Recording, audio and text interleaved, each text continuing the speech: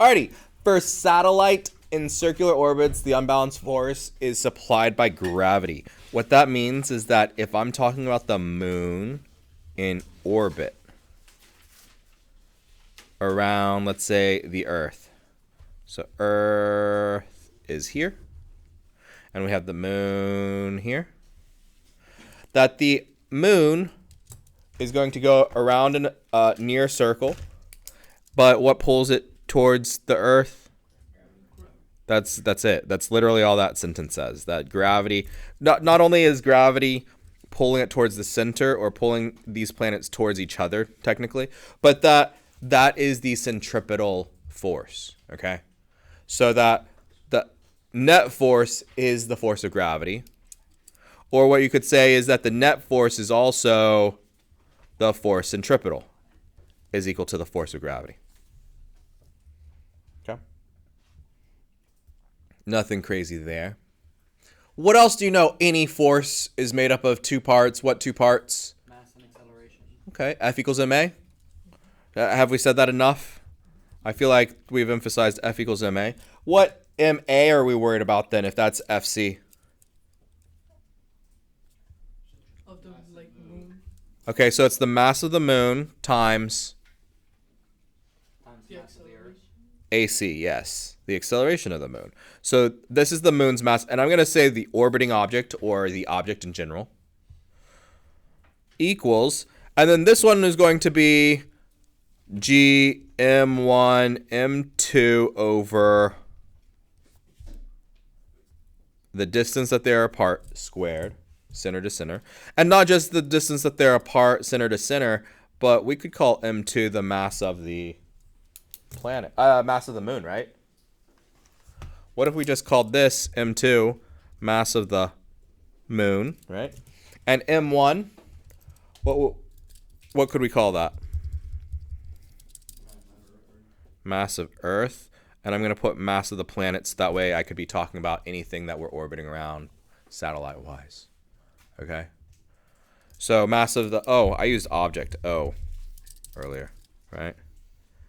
I'm just trying to make it be the same as this. Wait, if it's the same as that, what? How does that help us? They cancel out. Oh, yeah. Yeah, they cancel out. So that means that the acceleration centripetal is equal to... Oh, I can just put that in the box. G, the mass of the planet, divided by the radius squared. Okay.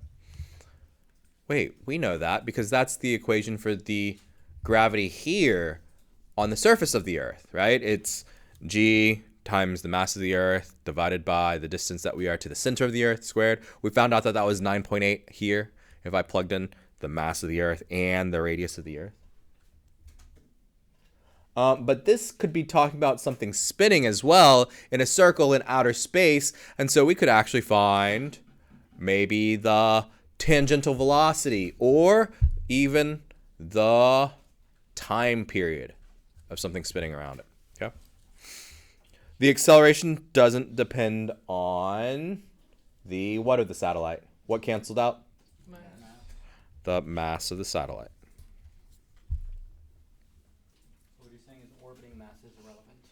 Yeah, what I'm saying is, and let me rephrase this way, is that instead of the moon, if we're talking about a person that's the same distance as the moon, they would go in the same speed of circle, they would go in the same size of circle, they would fall at the same rate as anything else put out there so that it would all move together. It's kind of nice because that means if you were trying to reach the moon, you're falling towards the Earth, you just have to match the moon's speed at some point, spinning wise. Okay, that's kind of convenient. It'd be really hard to reach and touch down on the moon if the mass mattered on the way it moved. It'd be hard to catch it. Eventually, it would just come around from behind. Yeah, but there's a mismatch in the mismatch in speed would make it impossible to land on it, right? If the mass mattered, I feel like, especially because the mass is so much greater than a human being. The mass of the moon. All right. The minimum velocity needed to maintain a satellite's circular orbit around the Earth is calculated below. the minimum velocity to maintain. Wait, we know this. You know that F equals what? MA. And so if we have MAC here, and we have, I'm going to go ahead and pull out the mass of the orbiting object, MO GMP over R squared. I'm just doing this to show all of my work. What canceled out above? Yeah, the mass of the spinning object. And then if we got to this point, AC equals G mass of the planet over R squared. What was AC? Was there another formula that it broke down into? Yeah, V squared over R. So if we have V squared over R equals G mass of the planet over R squared, something else cancels out. Cool. I like that. One of the R's cancels out. And we're left with V squared equals GM over R. So V will equal GM over R, but we need to move that square, get rid of it with the square root of both sides. Right? And technically, I guess it's plus or minus, but really that's a direction issue. So it doesn't affect the value of velocity.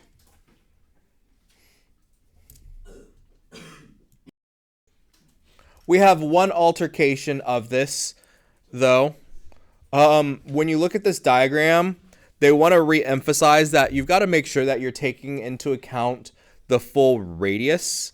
And so even though this is R, from center of the object to center of the object, I want to re-emphasize at this moment that it's not just the distance that the moon is from the Earth's surface, but it is the distance that the moon is from the Earth's center, which means in this case it's actually RE plus H as the full radius based off of the picture, right? We could have called this whole distance, yes, it is the R in the equation, but in this case that's RE plus H in the picture, which is, this is just the radius of the Earth, which is why it's capital E. Oh, hey, look, it says that right here. RE plus H is the Earth's radius, the satellite's height above the Earth. So, wait, but the velocity does not depend on the blank of the satellite. What did we cancel out again? Mass, same idea. Okay. So we've got two samples left. We've got, what is the orbital velocity of a satellite at a height of 300 kilometers above the surface of the Earth? So if we have a low orbit satellite, 300 kilometers above the surface of the Earth. Actually, that's pretty far up there.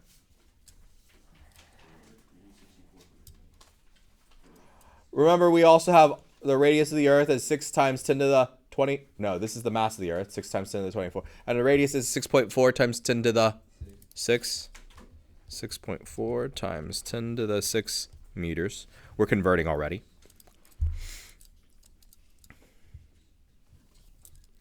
What are we setting up? We're setting up the force equals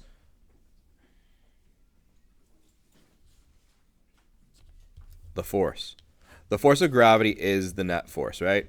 But then we know that the net force in our diagram, if we were to draw a picture, is the satellite to the surface of the Earth.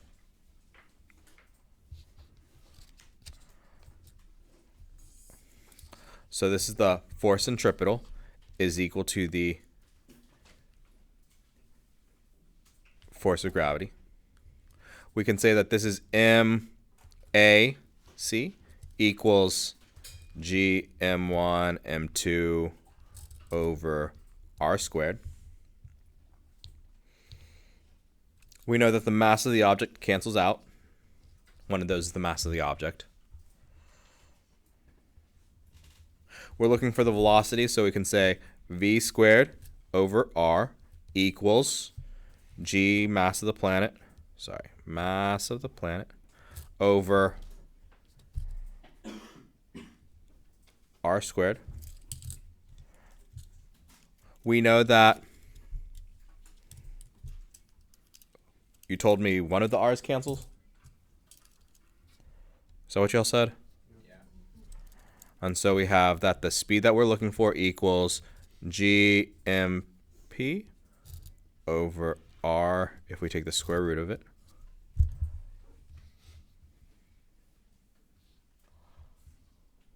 And because we're 300 kilometers above the Earth's surface, when we plug it in, we have, what's g? 6.67 times 10 to the power of negative 11. Okay. Then we have the mass of the planet. We can use 6 times 10 to the 24. There's that 5.98, right? And then the radius, what's the radius?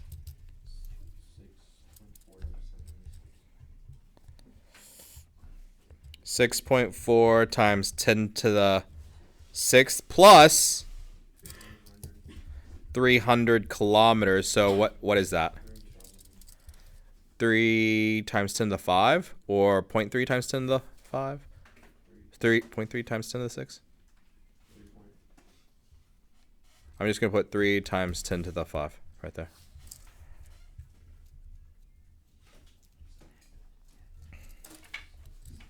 Right, that's the full radius. Because it's this distance, 300, and then 6,400. I guess that's not drawn to scale.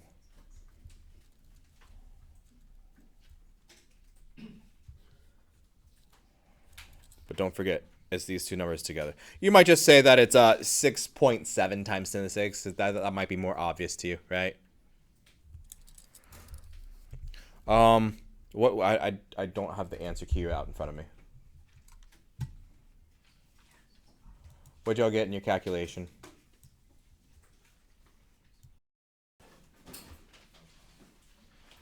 Agree? Disagree? Agree? 7,000 what?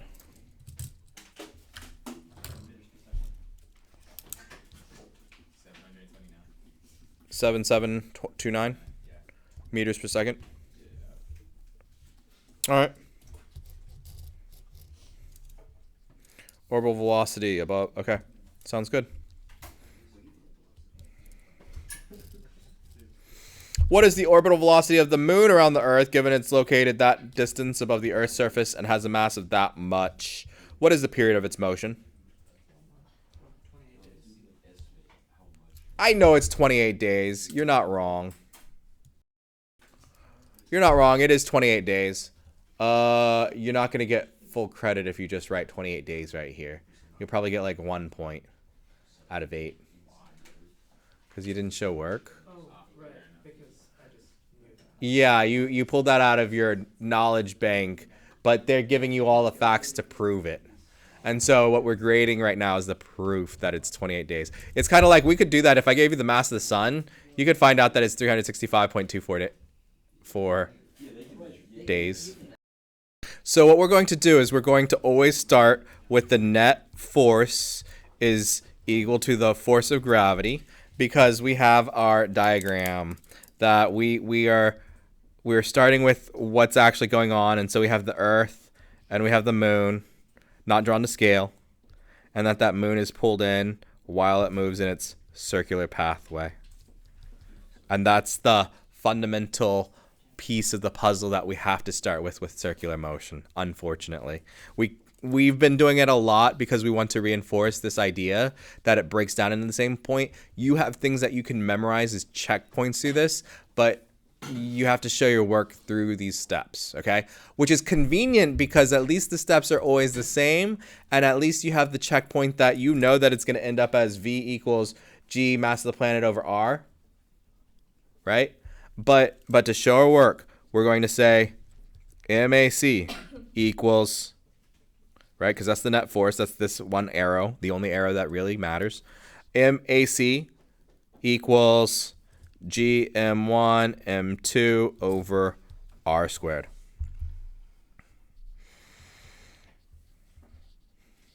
that we can have mv squared over r equals g m1 m2 over r squared. And that parts of this cancels out. The r cancels out, and one of the masses, the mass of the actual moon, cancels out.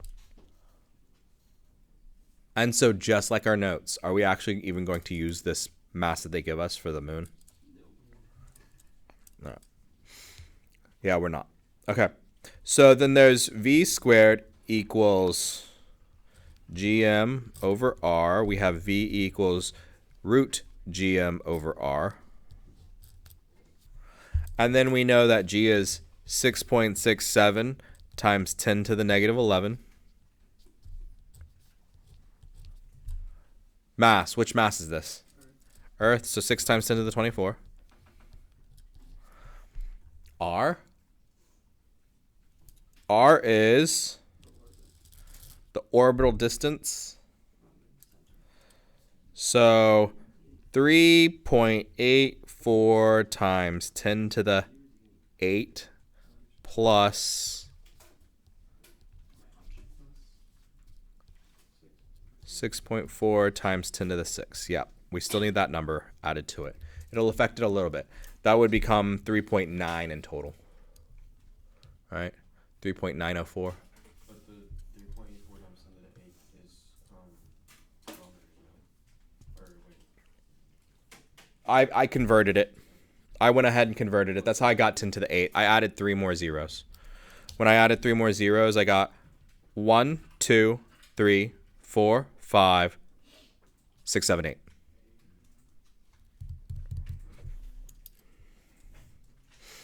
And so that's the distance of here plus the distance to cross to the center core of the Earth.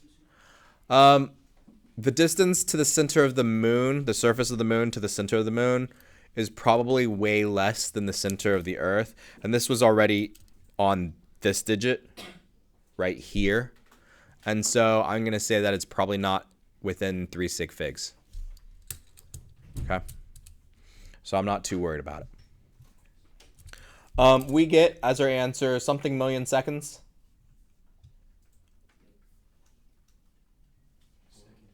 How many seconds? Wait, no. How much speed? 1,012, that's it? Yeah, 1,012 is good enough. Meters per second. I was just making sure I was pulling it out of my memory correctly. Okay. Now that's not it, because it also says what's the period of its motion. Well, what shape is it traveling in? A circle. What's the shape of a circle's distance? 2 pi r. And what's the time period of that circle? Oh, that's just gonna we're looking for that, Mr. Kwan. What's distance over time? Velocity. And so if I just say 2 pi r over v will equal the time period, that should work too. We have, oh, my v looks like my r. We have the r, we have the v, so 2 pi times the radius, which was these two added together, so 3.9 times 10 to the 8, divided by, I guess that number that we just got, 1012. And then that's where we get something million seconds. Sorry, I skipped ahead earlier.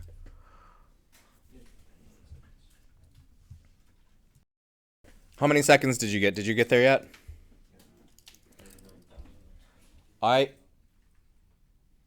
39,000.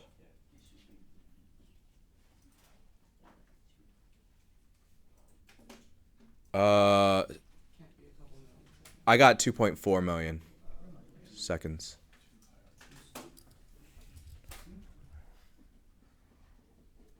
I was about to write megaseconds. Times 10 to the 6 seconds. Megaseconds would work.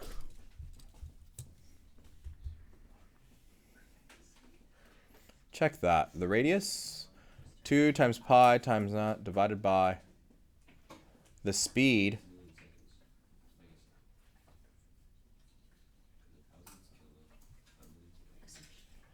The radius is really big. The seconds is very is in the thousands. Yeah, 2.42 million. 2.42 million.